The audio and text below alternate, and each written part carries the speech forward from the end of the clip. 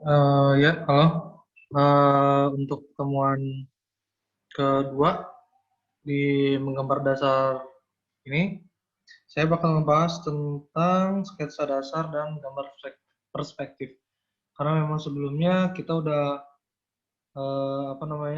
praktek dan tahu tentang si teknik-teknik arsir ya sebelumnya. Dan kita sekarang eh, berangkat ke teknik-teknik membuat sketsa gitu, atau jenis, ada juga di situ ada jenis-jenis sketsa juga, dan kita nentuin bagaimana gimana cara kita nentuin perspektif seperti itu.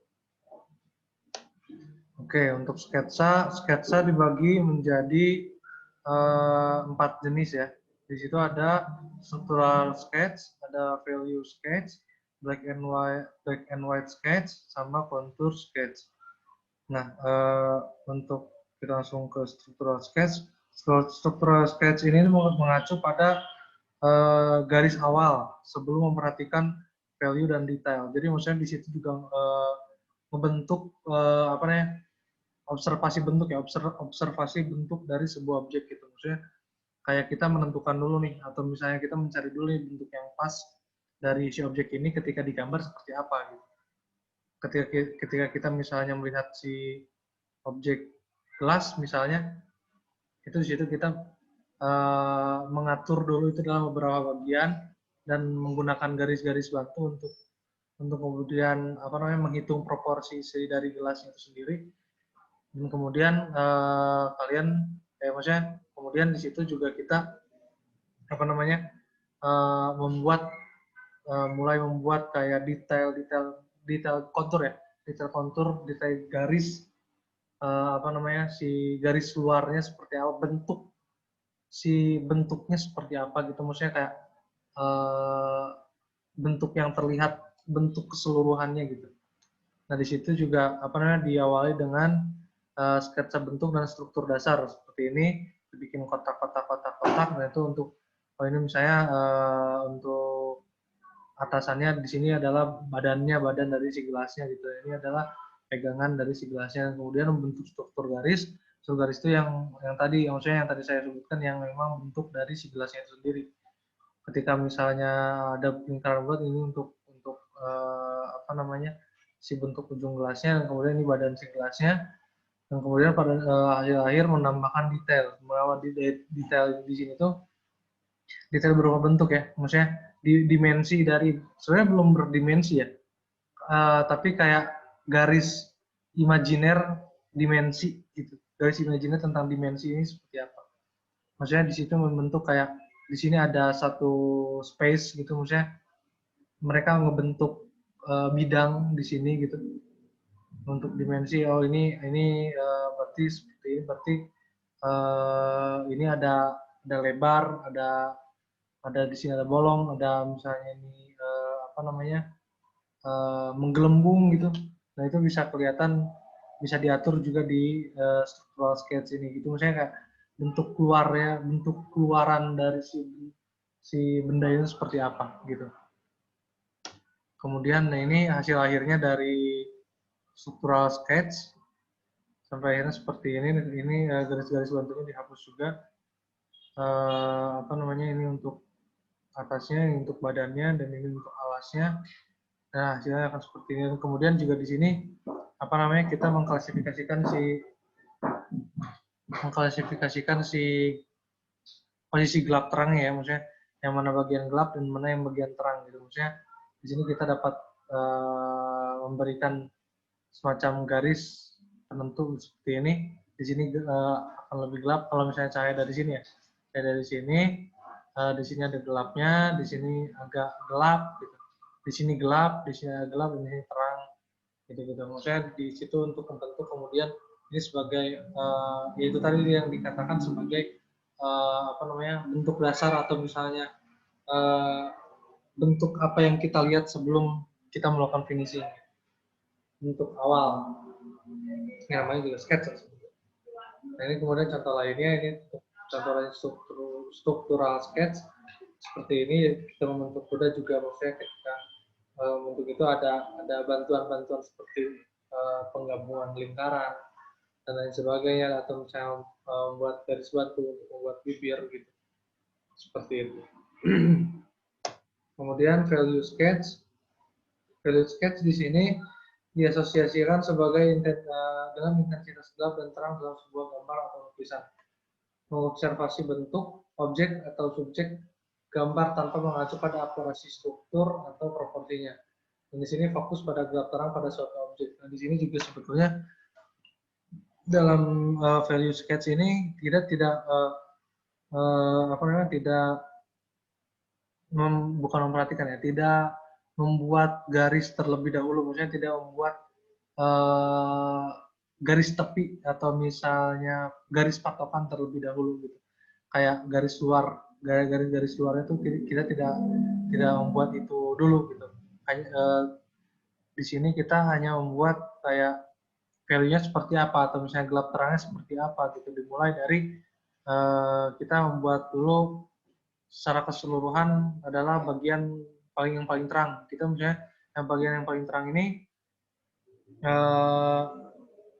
kita isi dulu semuanya dan kemudian kita tentuin mana yang mulai mempunyai gelap, itu ada middle value, dan kemudian kita menambahkan value yang lebih gelapnya lagi dari si middle tadi gitu. Kemudian di situ bakal menjadikan si benda ini itu berdimensi gitu.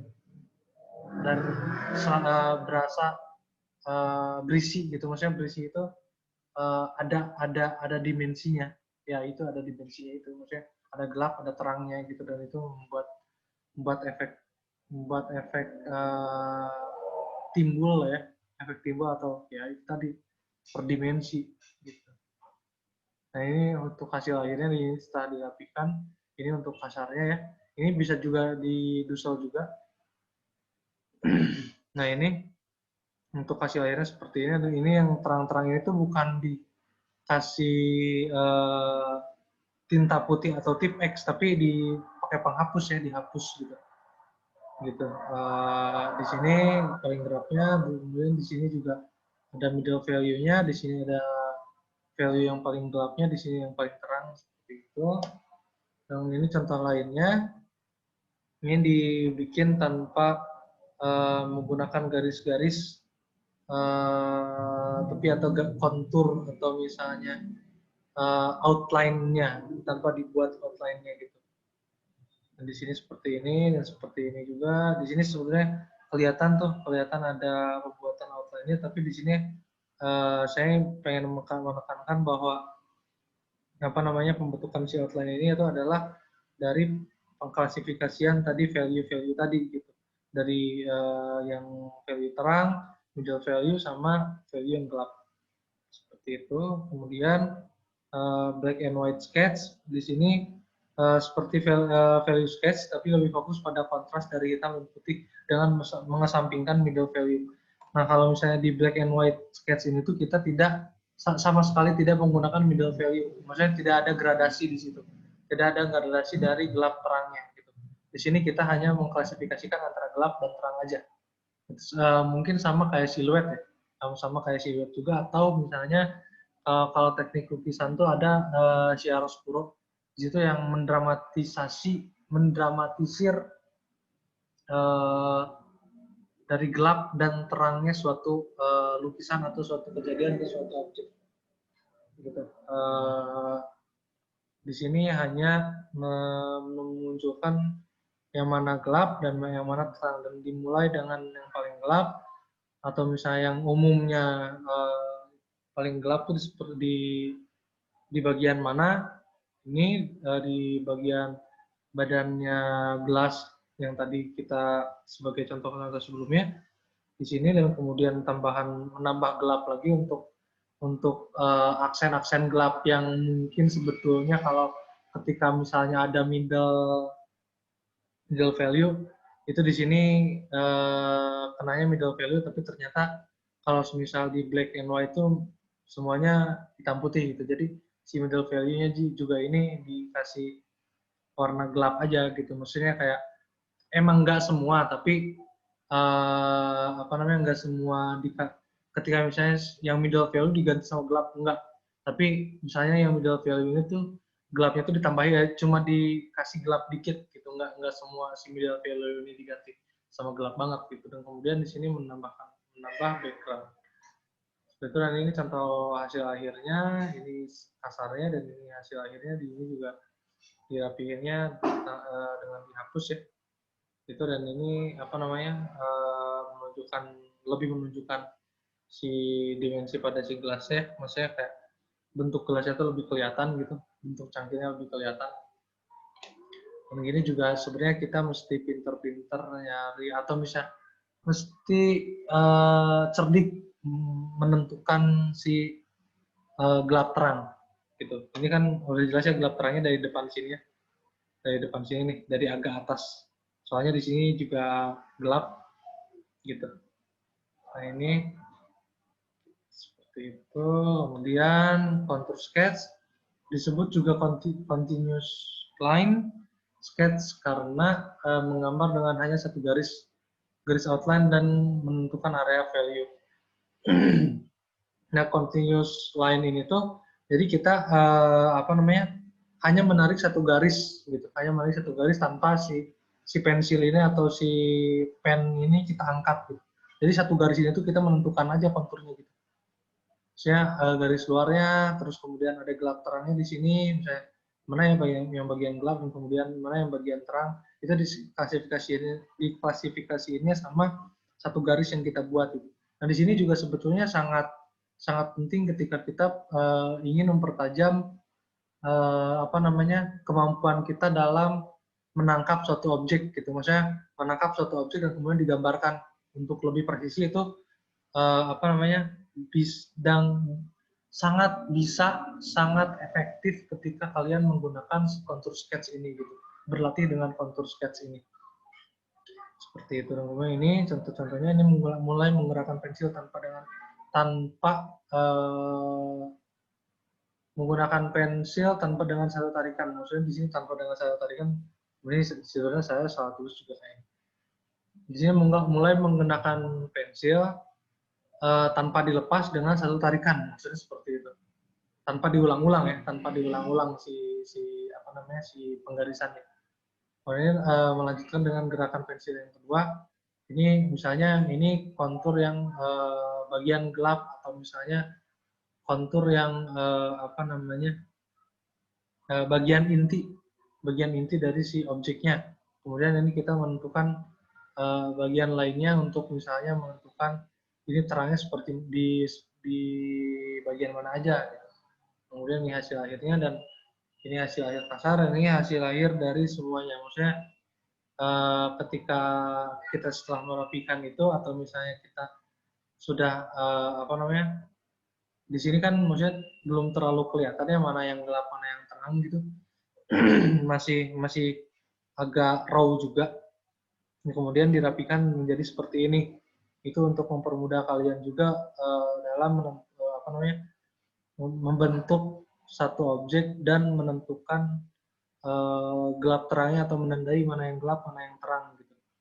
Dan di sini ya itu tadi yang saya sebutkan, kalau misal kalian ingin mempertajam indera kalian untuk menggambar dengan lebih presisi ketika misalnya sesuai dengan apa yang kalian lihat, kalian belajarnya lebih efektif menggunakan contour sketch.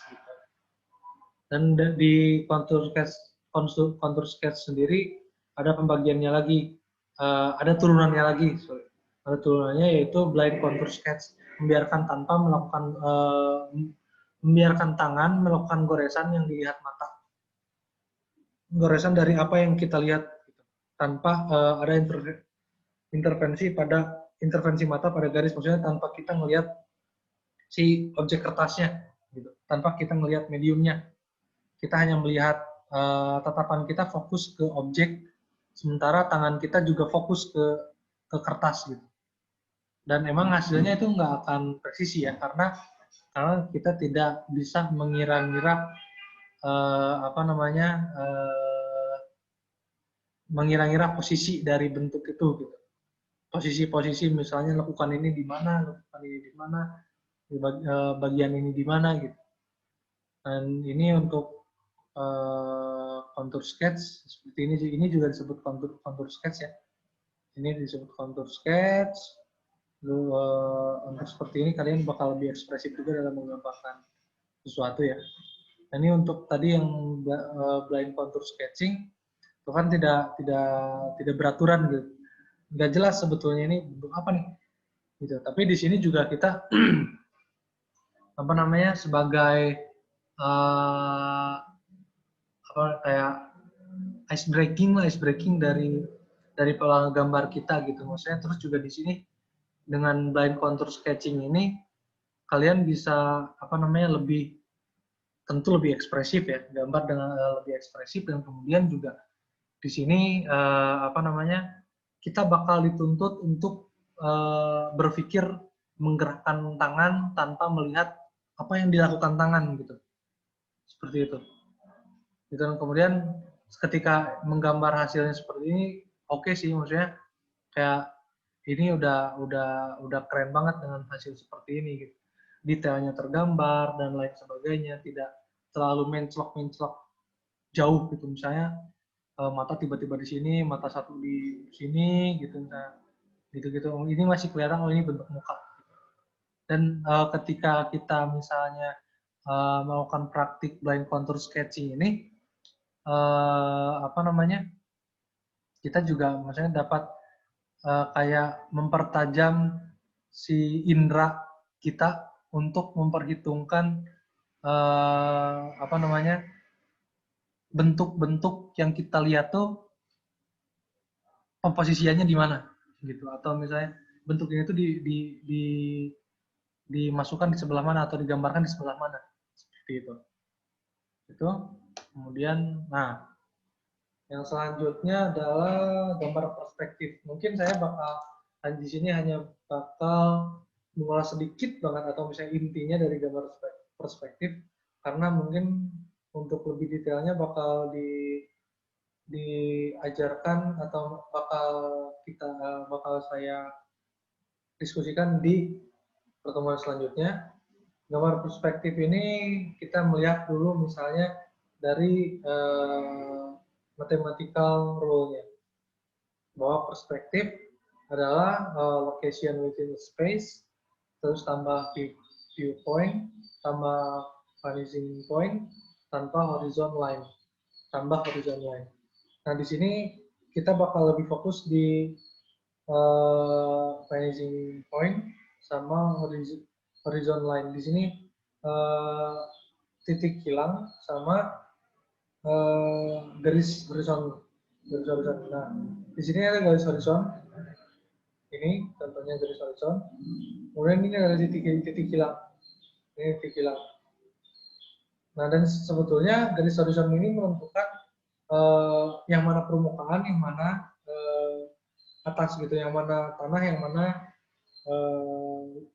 langit lah istilahnya gitu. Nah, ini misalnya groundnya, yang ini sky misalnya. Ini apa namanya?